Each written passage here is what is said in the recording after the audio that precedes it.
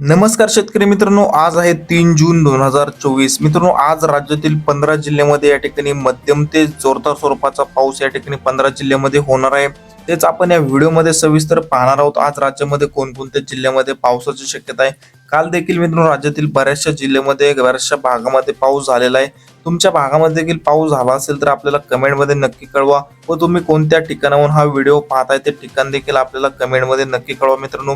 त्या ठिकाणी सुद्धा पावसाची शक्यता आहे की नाही ते कमेंटच्या रिप्लायमध्ये आपण सांगत असतो, त्यामुळे तुम्ही कमेंट नक्की करा. तर तुम्हाला विनंती आहे मित्रांनो, तुम्ही व्हिडिओ पाहताय परंतु चॅनलला अजिबात सबस्क्राईब करत नाही, चॅनलला देखील आता सबस्क्राईब करा, व्हिडिओला लाईक करा. तर मित्रांनो आज आहे 3 जून. आज मित्रांनो दुपारनंतर राज्यातील 15 जिल्ह्यामध्ये पावसाची शक्यता आहे. आपण या ठिकाणी विदर्भापासून सुरुवात करणार आहोत. तर आज विदर्भामध्ये मित्रांनो चंद्रपूर, नागपूर, अकोला, अमरावती, भंडारा, गोंदिया, यवतमाळ, वाशिम या जिल्ह्यामध्ये आपल्याला हवामान ढगाळ तर पाहायला मिळते. तर काही भागामध्ये हलक्या मध्यम स्वरूपाचा पाऊस देखील या ठिकाणी आपल्याला विदर्भामध्ये पाहायला मिळतोय. तसेच मित्रांनो मराठवाड्याचा जर विचार केला तर आज मराठवाड्यामध्ये पावसाचा जोर वाढताना पाहायला मिळतोय. बीड, लातूर, धाराशिव या 3 जिल्ह्यामध्ये या ठिकाणी मित्रांनो मध्यम ते जोरदार स्वरूपाचा पाऊस हा भाग बदल आपल्याला पाहायला मिळणार आहे.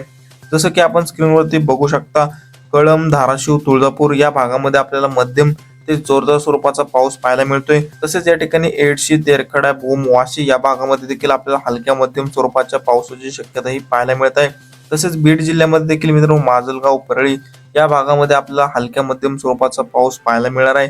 तसेच सोलापूर जिल्ह्यामध्ये देखील मित्रांनो जोरदार स्वरूपाच्या पावसाची शक्यता आपल्याला दुपारनंतर पाहायला मिळते. मित्रांनो पश्चिम महाराष्ट्रामध्ये देखील आज आपल्याला पावसाचा जोर वाढताना पाहायला मिळत आहे.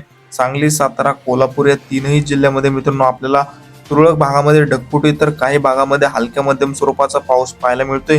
कराड, विटा या ठिकाणी, इस्लामपूर, तासगाव या भागामध्ये मित्रांनो जोरदार स्वरूपाच्या पावसाची शक्यता ही दुपारनंतर वर्तवण्यात आलेली आहे.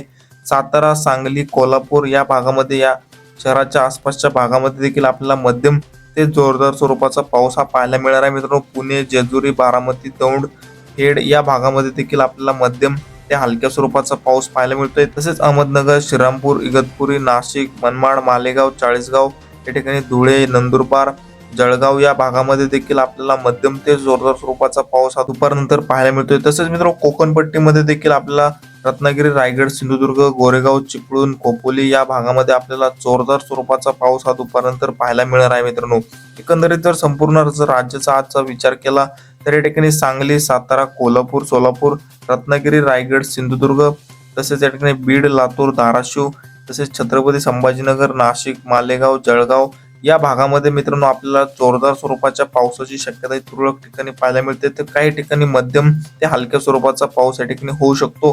मित्रांनो हवामानामध्ये अचानक बदल होत असतात, अशाच प्रकारचे आपण हवामानाचे ताजे अपडेट या ठिकाणी आपल्या चॅनलवरती घेऊन येत असतो. त्यामुळे तुम्ही चॅनलला सबस्क्राईब करा व व्हिडिओला लाईक नक्की करा. धन्यवाद.